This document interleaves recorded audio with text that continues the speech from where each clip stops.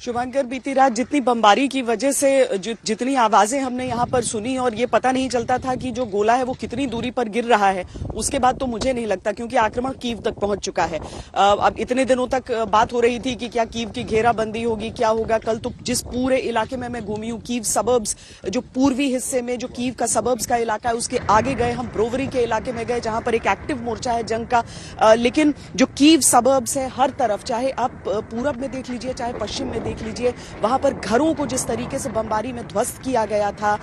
एक ऐसा व्यक्ति भी मिला जिसका पूरा परिवार उसने गंवा दिया था इस बमबारी में। तो दूसरे जो पूर्वी मोर्चा है, वहां पर उस गांव को खाली करा लिया गया था जब तक बमबारी की शुरुआत हुई, और इक्का दुक्का लोग ही फंसे थे।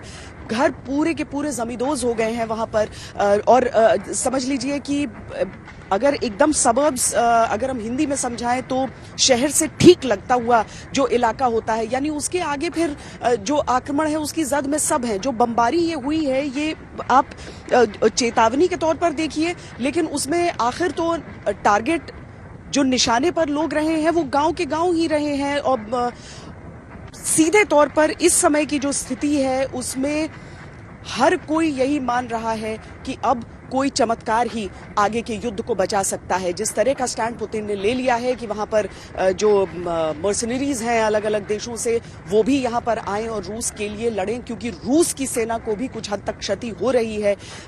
भले ही हम ये आंकते रह जाएं कि एक बहुत ताकतवर देश, लेकिन इन्हीं ताकतवर देशों को अपने अंजाम तक पहुंचना कितने छोटे देशों में पड़ा है वो भी सबने देखा है। अब यूक्रेन की जो स्थिति रह गई है वो रूस की जो एक घेराबंदी की रणनीति में समय इतना लग रहा था कि 4 की जगह 16 दिन जब लग जाते हैं तो फिर इसी तरह की चीजें देखने के लिए मिल जाती हैं।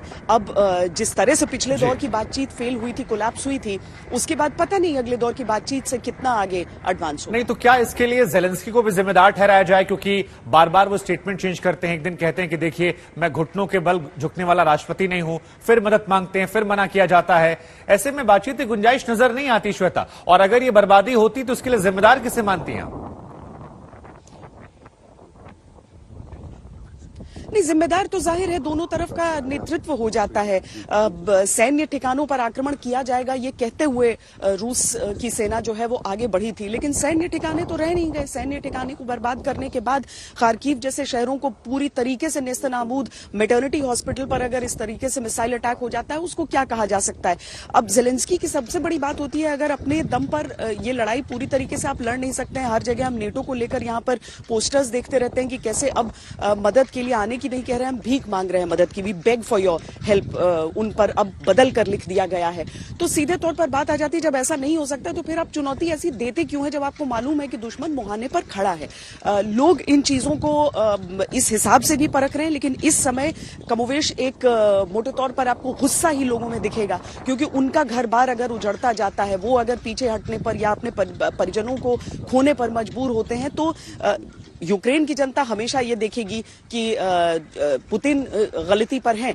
जेलेंस्की को लेकर लोगों के मन में, जैसे मैं पिछले कुछ दिनों से कह रही हूं, कई ऐसे लोगों से जो मेरी बातचीत हुई है, जो यहां पर एक तरह से नीति नियंता आप कह सकते हैं उन्हें, उनका ये मानना है कि क्या इस लड़ाई को एक जेलेंस्की के पीछे हटने से रोका जा सकता है, और तब तक आप ये कर सकते हैं कि आप बाद में लोकतांत्रिक तरीके से एक बार फिर आ जाए। वो क्लाइम डाउन एक व्यक्ति के लिए हो सकता है, लेकिन एक देश को बचाने के लिए वो कारगर कदम साबित हो सकता है, क्योंकि कौन चाहता है कि इस तरीके से धुआं धुआं बमबारी चलती रहे। तस्वीरों में ये एक्शन पैक्ड विजुअल्स जरूर दिखते हैं, लेकिन जब लोगों को इनका सामना करना पड़ता है तो जाहिर है हर एक के पास वो सुविधा नहीं होती है कि वो बॉम्ब शेल्टर्स ढूंढ ले, और बॉम्ब शेल्टर में कभी भी एक घर वाली सुविधा तो होती नहीं है। शुभंकर, बिल्कुल सही बात ये श्वेता, और इसी वजह से बार बार ये सवाल हम पूछ रहे हैं, क्योंकि आप को एक विंडो में दिखाने के साथ जो तस्वीरें हम दिखा रहे हैं वो खार्किव की है, बाकी अलग अलग जगहों की है, सूमी की।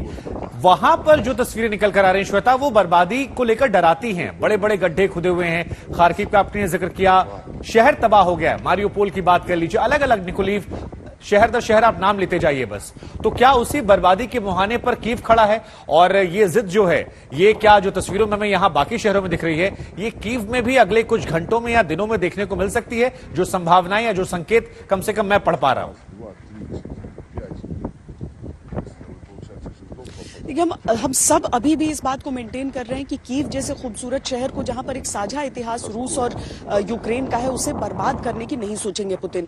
लेकिन आप पेरिफेरी पे, आप पूरे उसके बॉर्डर्स पर इस तरह की बमबारी कर रहे हैं, जो संकेत सीधा सीधा कीव में बैठे उस शख्स को भी जाता है जिससे लेकर पूरी लड़ाई ये चल रही है।